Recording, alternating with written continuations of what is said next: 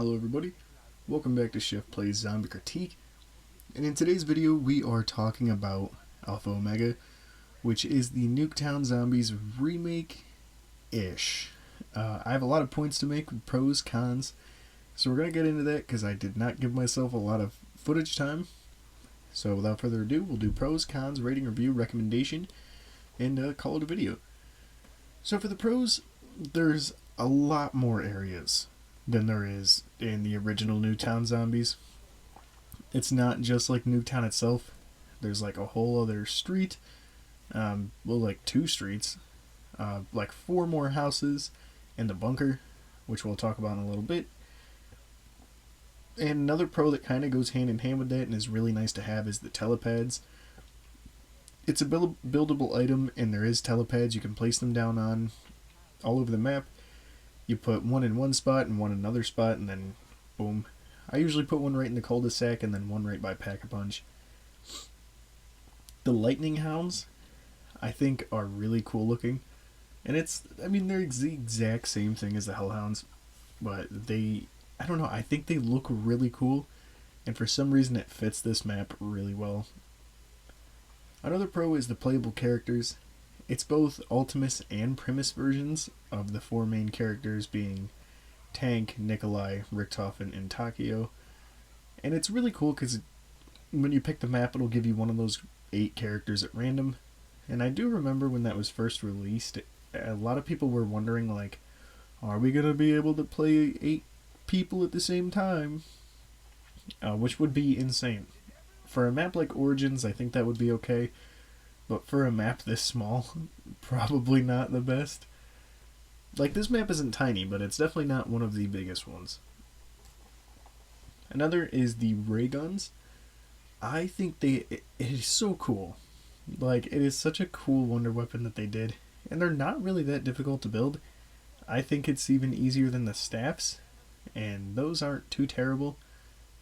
There's really not a ton to remember. You just have to multiple up Pack-a-Punch your weapon to get certain elemental effects on them, and then do the corresponding little quest, which is never really a lot, and it's pretty blatantly obvious what to do. The characters usually give you an idea with the things they say, and to upgrade each one of them, you just Pack-a-Punch them. There's the one I'm using now, there's a laser beam, a shotgun, and a fully automatic one, and again, they can straight up just be Pack-a-Punched. Next up is that it feels like its own map. Now, anybody can look at this and tell you it's Nuketown, but because of the additions and the way things are changed a little bit, like where the debris is, the houses, the bunker itself, which we will get to in just a sec, it really does feel like its own map and like its own thing. It doesn't feel like a remake or a blatant copy. It feels like it's doing its own thing, and it very much is. And lastly is the bunker.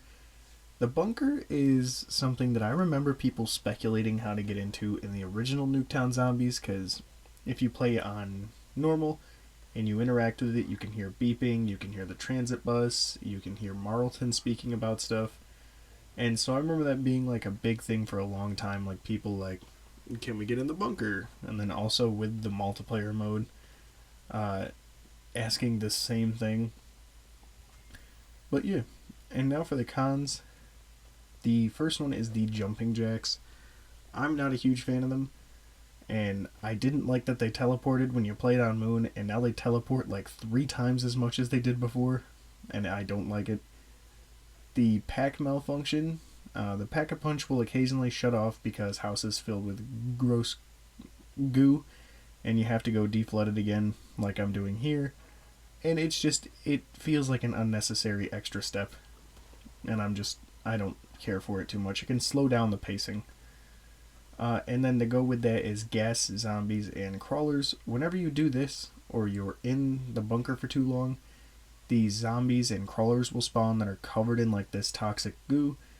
And they're just a lot more aggressive, they're a lot faster, and I think they're kind of annoying to deal with. So overall, I'm going to give this map an 8.5. I think it's really solid. I would have liked a remaster more, or maybe as its own thing, because I really do enjoy this remake, but I think a remaster is pretty deserved for this map. Like, it's Nuketown. You really can't ever run out of things to do with it. It's been remade and remastered in every Black Ops. But, those are my thoughts. I do recommend it if you haven't played it in a while. It's really cool to play with the different ray guns that they have in this. And, yeah. Until the next one, I hope you enjoyed. Hope you're having a good day. If you're watching early on, have a good rest of your day. See you in the next one, and until then, keep surviving. See you.